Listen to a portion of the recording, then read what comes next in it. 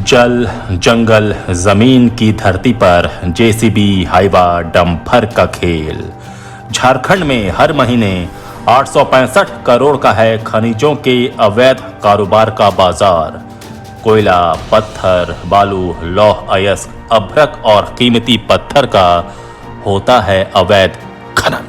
अवैध खनन के कारण एनएच तक ध्वस्त हो चुका है। राज्य में 3 दर्जन पहाड़ गायब हो चुके हैं तो कई पुल भी गिर चुके हैं। 8.5 लाख लोगों का रोजगार चलता है इस कारोबार से। 3 लाख हाइवा, डंपर और जेसीबी के जरिए संचालित होता है कारोबार। नमस्कार, आजाद सिपाही विशेष में आपका स्वागत है। मैं हूं राकेश सिंह। देश की खनिज जरूरतों का करीब 40% हिस्सा पूरा करने वाला झारखंड आज भी जल, जंगल, जमीन के नारे के लिए जाना जाता है। यहाँ प्रकृति ने जितनी संपदा धरती के ऊपर दे रखी है उतनी ही जमीन के नीचे है। कोयले से लेकर यूरेनियम तक और लौह अयस्क से लेकर कीमती पत्थर तक झारखंड में बिखरे पड़े हैं और दुनिया के सबसे बड़े लोकतंत्र की अर्थव्यवस्था की गाड़ी को इस अकूत संपदा से गति मिलती है। लेकिन इसी झारखंड की विडंबना है कि यहाँ के लोग आज भी आर्थिक दृष्टि से सबसे पिछड़े राज्यों की श्रेणी में शामिल हैं। शिक्षा, स्वास्थ्य और दूसरी ढांचागत सुविधाओं का यहाँ घोर अभाव है। इसका कारण चाहे जो भी बताया जा रहा हो, हकीकत है कि इस खनिज संपदा ने ही झारखंड का सबसे बड़ा नुकसान किया है। आपको ये जानकर आश्चर्य होगा कि अब झारखंड की पहचान जल, जंगल, जमीन से नहीं बल्कि जेसीबी, हाइवा, डंपर से होती है। राज्य में इन खनिजों का अवैध बाजार धड़ल्ले से फल फूल रहा है। राज्य में खनिजों का ये अवैध कारोबार करीब 865 करोड़ रुपए प्रति माह तक पहुंच चुका है। यानी राज्य के कुल बजट का करीब 10% का लेन देन तो केवल अवैध बाजार में होता है। कोयला का अवैध खनन का कारोबार 350 करोड़ का है, जिसमें 3 लाख लोग जुड़े हैं, माफिया, बिचौलिए, मजदूर। लौह अयस्क का कारोबार, अवैध खनन का कारोबार 300 करोड़ का है, जिसमें 20,000 माफिया, बिचौलिए, मजदूर जुड़े हैं। बालू 100 करोड़, 50,000 माफिया, बिचौलिए, मजदूर। पत्थर 100 करोड़, 70,000 माफिया, बिचौलिए, मजदूर।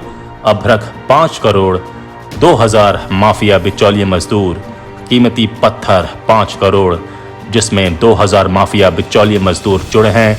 अन्य खनिज 50 करोड़ का अवैध खनन का कारोबार है, जिसमें 6,000 माफिया, बिचौलिए, मजदूर डायरेक्ट जुड़े हैं। तो कुल मिलाकर 865 करोड़ का ये अवैध खनन का कारोबार है, जिसमें 3.5 लाख लोग शामिल हैं। ये सामान्य ज्ञान का सवाल है कि देश में झारखंड क्यों प्रसिद्ध है।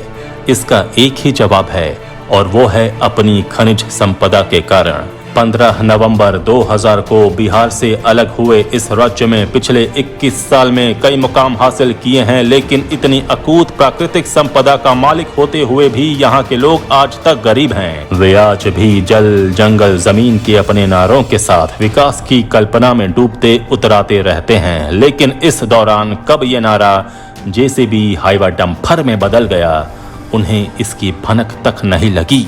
झारखंड के पिछड़े होने का राजनीतिक कारण चाहे कोई भी हो, हकीकत यही है कि यहाँ की खनिज संपदा ही उसके लिए अभिशाप बन गई है।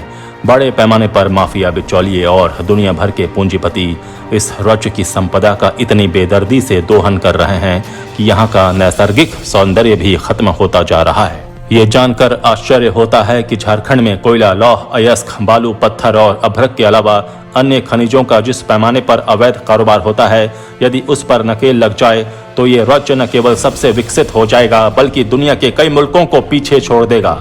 एक गैर सरकारी संगठन द्वारा एकत्र आंकड़ों से पता चलता है कि झारखंड में खनिजों के अवैध कारोबार में हर महीने करीब 865 करोड़ का लेन देन होता है। इसमें अकेले कोयले का योगदान करीब 350 करोड़ का है। इसके बाद लौह अयस्क, पत्थर और बालू का स्थान है। अभ्रक का पूरा कारोबार सरकार की नजरों में अवैध है। इसके अलावा अन्य खनिजों की तस्करी और अवैध कारोबार यहां धड़ल्ले से फल फूल रहा है। इस अवैध कारोबार में माफिया, बिचौलिए और मजदूर के साथ चालक तथा ट्रक संचालक भी बड़ी संख्या में जुड़े हैं। इनकी संख्या करीब 8.5 लाख अनुमानित है। झारखंड का बजट 91,000 करोड़ रुपए से कुछ अधिक है। इस हिसाब से इस अवैध कारोबार का आकार राज्य सरकार के बजट का 10% से अधिक है। हर साल इतने बड़े पैमाने पर काली कमाई ने राज्य की अर्थव्यवस्था को खोखला बना दिया है। बात शुरू करते हैं देश की ऊर्जा के प्रमुख स्रोत और काला हीरा के नाम से प्रसिद्ध कोयले से। वर्ष 1990 में बेरमो के प्रख्यात मजदूर नेता और हाल ही में दिवंगत विधायक राजेंद्र प्रसाद सिंह ने तत्कालीन केंद्रीय कोयला मंत्री को एक पत्र भेजकर कहा था कि दक्षिण बिहार के कोयला खदानों से हर साल 1.5 अरब रुपए के कोयले की चोरी होती है। उस समय उनके दावे पर काफी शोर मचा था और इस खबर ने मीडिया की सुर्खियां बटोरी थीं। जांच भी हुई थी और राजेंद्र बाबू का दावा सही पाया गया था। हालांकि वो जांच रिपोर्ट कभी सार्वजनिक नहीं की गई। ये केवल कोयले के अवैध कारोबार का था। उस समय झारखंड अलग नहीं हुआ था। झारखंड बनने के बाद अवैध कारोबार का यह बाजार राज्य के 7 जिलों में फैलता हुआ करीब 350 करोड़ रुपए प्रति माह तक पहुंच गया है। इसके बाद सारंडा इलाके में पाए जाने वाले लौह अयस्क या लाल मिट्टी की कहानी भी कम रोचक नहीं है। यहाँ अवैध खनन की जांच के लिए सीबीआई से लेकर शाह आयोग तक बना, लेकिन बड़े मालिकों का कुछ नहीं हुआ। यह कारोबार करीब 300 करोड़ रुपए प्रति माह तक पहुंच गया है। मुख्य रूप से कोल्हान के 3 जिलों चाईबासा, जमशेदपुर और सरायकेला खरसावां में पाया जाने वाला लौह अयस्क ओडिशा और बंगाल के साथ सीमा पर चीन तक पहुंचाया जाता है। इस अवैध खनन ने जहां झारखंड के लोगों को बेघर किया, वहीं जंगलों को नष्ट कर दिया और इसके बदले पूंजीपतियों, माफिया तत्वों ने अरबों की कमाई की। इसका सबसे दुखद पहलू है कि शाह कमीशन में नाम आ जाने के बाद भी केंद्रीय जांच एजेंसियों बड़े बड़े मालिकों को बचा रही है। कार्रवाई के नाम पर सिर्फ उनके कर्मचारियों पर केस करके कोरम पूरा कर रही है। बालू और पत्थर के अवैध कारोबार का किस्सा भी कम दिलचस्प नहीं है। संथाल के 3 जिलों साहिबगंज, पाकुड़ और दुमका में पत्थरों का अवैध कारोबार इतना फैल चुका है कि यहाँ की आबादी का बड़ा हिस्सा इससे जुड़ गया है। साहिबगंज में तो कई पहाड़ टकले हो गए हैं, मतलब गायब हो चुके हैं। इन 3 जिलों से ही हर महीने करीब 100 करोड़ रुपए के पत्थरों का अवैध कारोबार होता है। साहिबगंज से गुजरने वाली गंगा नदी और छोटा नागपुर में बहने वाली छोटी बड़ी नदियां बालू के अवैध कारोबार के कारण खतरनाक हो चुकी हैं। कई पुल ध्वस्त हो गए हैं और ये सिलसिला लगातार जारी है। अनुमान के अनुसार बालू का अवैध कारोबार भी करीब 100 करोड़ रुपए हर महीने का है। गंगा नदी में रात के अंधेरे में स्टीमर चलते हैं जिन पर बालू लदा होता है। ये बालू उस पार बिहार के कटिहार जिले के मनिहारी तक पहुंचा दिया जाता है और वहां से बंगाल और बांग्लादेश तक इसका कारोबार फैला हुआ है। कोडरमा में ब्लू स्टोन और क्वार्ट्स जैसे कीमती पत्थर और अभ्रक का खूब कारोबार होता है।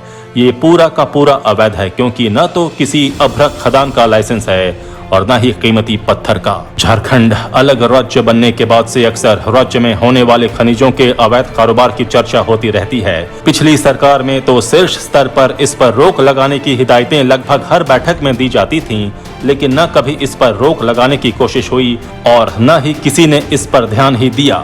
इसका परिणाम ये हुआ कि ये अवैध कारोबार आज इतना फैल चुका है कि इसने राज्य की राजनीति से लेकर नौकरशाही तक को अपने जाल में लपेट लिया है। जाहिर है इतने बड़े अवैध कारोबार का हिस्सा अकेले कारोबारी नहीं लेते होंगे। इसका लाभ कुछ राजनेताओं, पुलिस प्रशासन के कतिपय अधिकारियों और खनन उद्योग से जुड़े लोगों तक पहुंचता है। समय समय पर इसके बारे में खबरें भी आती रहती हैं। खनिजों के अवैध कारोबारियों की पैठ इतनी गहरी हो चुकी है कि उसका नेटवर्क इतना सशक्त हो चुका है कि उन पर हाथ डालने की हिम्मत भी नहीं होती है। खनिज तस्करों और अवैध कारोबारियों के नेटवर्क की कहानियां मीडिया में खूब आती रहती है।